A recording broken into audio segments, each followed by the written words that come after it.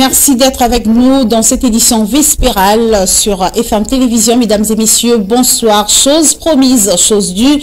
La Commission électorale nationale indépendante a rendu public ce vendredi 11 août la liste provisoire des candidats retenus pour les législatives nationales. Au total, 28 791 candidatures ont été enregistrées pour les 500 sièges de l'Assemblée nationale. C'est ce que nous disent Elvis Meti et Torres Atibou dans ce reportage. D'après Denis Kadima, le président de la centrale électorale, le liste des 66 structures politiques ont été déclarées récevables et 51 autres déclarées irrécevables après délibération des membres de la plénière de la CENI. À la réception des dossiers, la CENI renseigne ainsi avoir reçu 28 791 candidatures. Dans le traitement, elle a déclaré 3 796 non conformes et 24 995 déclarés conformes, dont 23 663 déclarés récevables. Par ailleurs, 642 irrécevables. De ces candidatures, la CENI a enregistré 155 candidats indépendants, 3 785 candidats présentés par les partis politiques et 19 713 candidats présentés par les regroupements politiques. Par ailleurs, la CENI indique que le taux de participation des femmes à ces élections est de 17%. Femmes, soit 17%, et 19 698 hommes, soit 83%. Il y a toutefois lieu de noter qu'en 2018, les candidatures féminines ne représentaient que 11% de la totalité. D'après la CENI, ces listes ont été retenues suivant les nombres des seuils retenus à 288 candidats en moyenne par liste. Par ailleurs, la centrale électorale indique que 155 dossiers de candidatures indépendantes ont été déclarés récevables. Elle annonce que les différentes listes seront postées sur son site. Et sachez que cette liste provisoire des candidatures pour les élections législatives du 20 décembre prochain, publiée par la Commission électorale nationale indépendante, concerne les partis et regroupements politiques ayant atteint le seuil de recevabilité de l'article 102 de la Constitution. Plus de précisions, c'est avec le président de la centrale électorale, Denis Kadima, dans cet extrait sélectionné pour vous par Elvis Meti et Torres Atibou. 66 structures politiques ont atteint le seuil de recevabilité et 51 n'ont pas atteint le seuil. Je répète, 66 structures politiques ont atteint le seuil de recevabilité et 51 n'ont pas pu l'atteindre. Voici donc la liste des partis et regroupements politiques ayant atteint le seuil.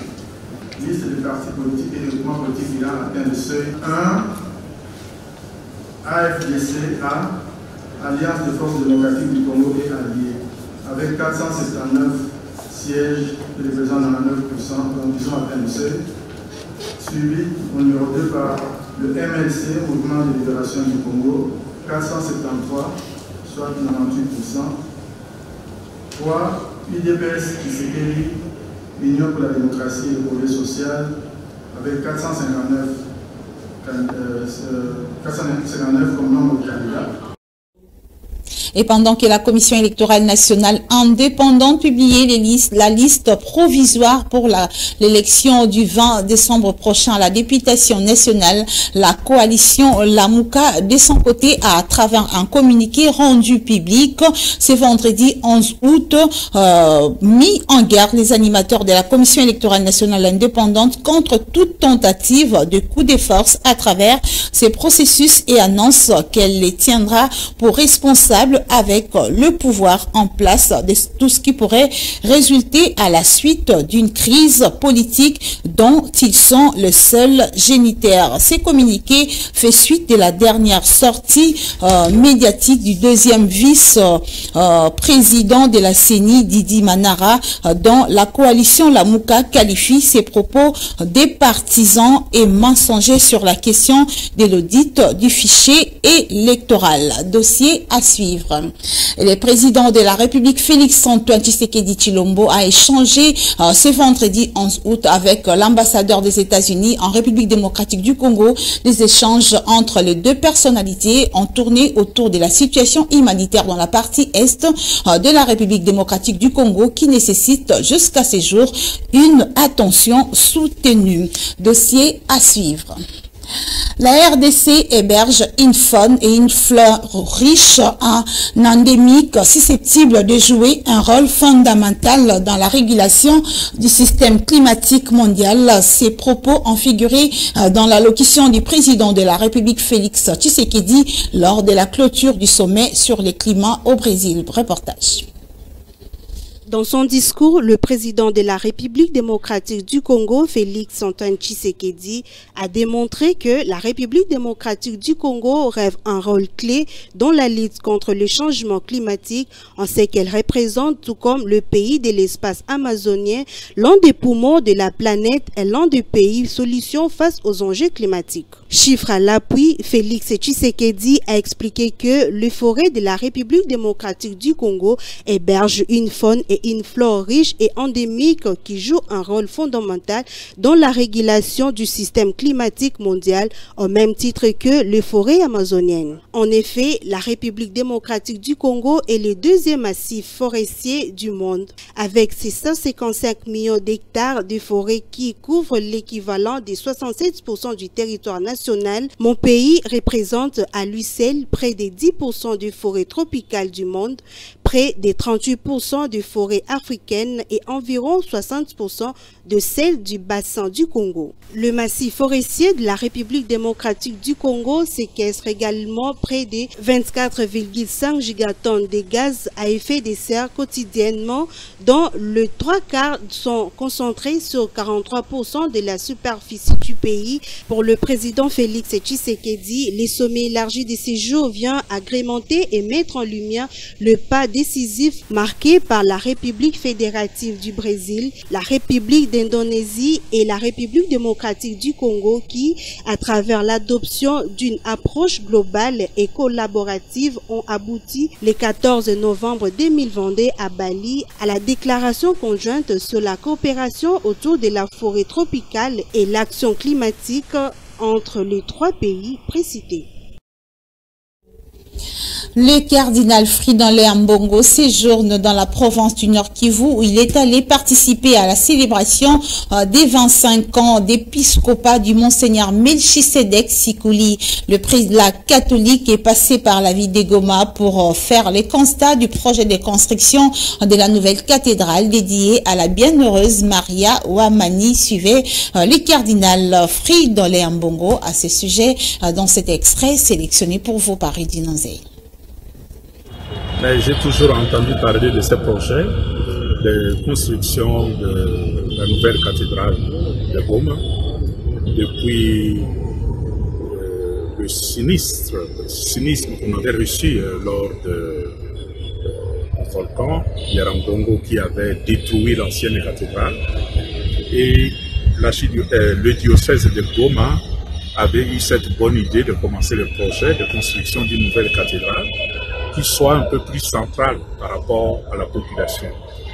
Et j'ai toujours entendu parler de ce projet, cette cathédrale qui serait dédiée à notre maman, notre mère, Maria Ouamani, pour la paix, qui colle très bien avec la situation dramatique que le peuple de cette contrée est en train de vivre aujourd'hui. Donc, je suis venu, j'ai profité de mon passage ici pour m'enquérir, aller visiter cette réalité et voir qu'est-ce que ça représentait. Au terme de ma visite, c'est plutôt un sentiment de grande satisfaction de voir Goma se doter d'une cathédrale de cette taille. Mon souhait, c'est que ce projet qui a été commencé puisse aller jusqu'au bout. Parce que là, je constate qu'on a juste terminé les grosses œuvres. Mais après ça, c'est le travail de finition, le travail de décoration, le travail d'équipement, d'embellissement qui généralement prend beaucoup de temps et demande beaucoup de moyens. J'exhorte vraiment le diocèse de Goma, le peuple de Dieu qui est à Goma, de ne pas se fatiguer. Il a déjà fait un bon bout de chemin. Il faut continuer, aller jusqu'au bout pour que cet édifice, cette cathédrale plantée au cœur de Goma, symbolise vraiment la présence de Dieu au milieu de ce peuple qui souffre. Et que cette cathédrale soit vraiment le symbole de la miséricorde de Dieu à travers l'amour paternel de la Vierge Marie pour un peuple meurtri et qui continue à souffrir. Mais que cette cathédrale soit là pour lui rappeler, au-delà de ta souffrance, n'oublie pas que le Seigneur est au milieu de toi. Et la population du Nord Kivu continue à réclamer la levée de l'état des sièges dans cette partie de la République pour réduire les risques de l'insécurité. À cet effet, l'annonce de la table ronde pour le lundi sur la levée de cette mesure dans les provinces du Nord Kivu et de l'Ituri a constitué un ouf de soulagement pour les habitants du Nord Kivu. Tels sont les propos du ministre de l'Industrie, Julien Paluku, lors d'une conférence de presse tenue ce vendredi 11 août. Suivez-le au micro de Ruth Dinonzei et Samuel Ilunga. Partout où nous sommes passés, en tout cas, la demande pressante de la population n'est pas en 2 mots, ou en 3 ou en 4, c'est la levée simple de l'état de siège. Le chef de l'État a accédé à cela. Voilà pourquoi il a demandé qu'il soit convoqué une table ronde. Et en sus de cette table ronde, il a convoqué à Kinshasa les travaux préparatoires de celle-ci. Et je crois qu'elle doit avoir lieu cette table ronde au courant de ce mois de juillet pour que finalement cette solution qui avait été proposée soit levée. Mais je sais que quand on parle de l'état de siège, souvent ça énerve, même du côté militaire. Il y en a qui sont énervés quand on dit qu'on veut lever l'état de siège. Mais là, je vais être clair. Quand on veut lever l'état de siège, si un militaire s'énerve, c'est qu'il y a un problème. Parce que le militaire n'a pas été fait pour gérer les questions administratives. Le militaire a été fait pour gérer des questions de guerre, de restaurer la paix, de veiller sur l'intégrité du territoire. L'état de siège, c'est un état exceptionnel qui a conféré aux militaires certains pouvoirs civils. Mais si on lève l'état de siège, ça veut dire qu'on veut remettre le militaire dans ses fonctions ordinaires qui lui sont reconnues par la Constitution. Donc si un militaire qui s'énerve quand on dit qu'on veut lever l'état de siège, c'est qu'il y a un problème. Donc les militaires devaient se réjouir d'ailleurs quand on dit qu'on leverait l'état de siège parce qu'on leur demanderait de se concentrer uniquement à la tâche qui leur est dévolue par la Constitution, celle de la restauration de l'autorité de l'État, celle de l'intégrité du territoire qui devrait être sauvegardée. Poursuivons ce journal avec cette brève. Pendant ces temps, les centaines de personnes déplacées ont manifesté dans les rues de Goma pour réclamer la fin des violences dans l'Est de la République démocratique du Congo. Ces victimes des atrocités exigent au rebelle du M23 de se retirer des territoires de Rutshuru, Massissi et Nirangogo. Ces manifestants ont par ailleurs appelé le gouvernement à faire en sorte que la rentrée scolaire 2023-2024 soit effective dans les territoires occupés par ces rebelles rwandais. Place à présent au sport. L'avenir et les formats du championnat national, la question était au centre des échanges entre les ministres des Sports et Loisirs, les Comores et la DEFCO. Il était question de trouver un consensus avant la reprise de la Ligue 1. C'est ce que nous dit Lionel Ngolo dans ce reportage. Mais vous savez bien, c'est la suite de la réunion de hier, parce qu'on devait absolument trouver une dernière solution par rapport au format du championnat. Les clubs avaient souhaité qu'on joue à 3 zones. Les 3 zones répondaient favorablement aux attentes du peuple congolais, de la population, mais également aux soucis également de la politique. Mais le comité de normalisation avait souhaité revenir aujourd'hui pour qu'on dégage des solutions quant à ça. Malheureusement, le comité n'est pas venu, mais dans la salle, nous avions vu une lettre venir où ils informaient le ministre de ne pas y participer et ils tiennent absolument à ce que il y ait toujours une réflexion, mais tout en cherchant l'appui ou l'accord de tout le monde quant à leur format qui tiennent. Nous nous disons aujourd'hui, nous avions suffisamment échangé et avec la CAF, et avec la FIFA, et avec les CONOR, et avec les gouvernements, en fait la politique, dans le sens de voir quand même des choses changer dans ces pays, parce que sans nous, nous pensons qu'il y a un petit souci. Nous connaissons bien dans quel contexte il y a eu des difficultés. Il y a des difficultés énormes et nous pensons qu'il est grand temps que le Congo change. Et mesdames et messieurs, vous avez compris qu'il s'agissait d'un propos recueilli et non d'un reportage comme annoncé. Et puis, c'est par ici que nous bouclons cette édition du journal qui a été réalisée par Rito Dinonzei. Merci à vous de l'avoir suivi et retrouvez demain Lionel Ngolo pour la page rétrospective.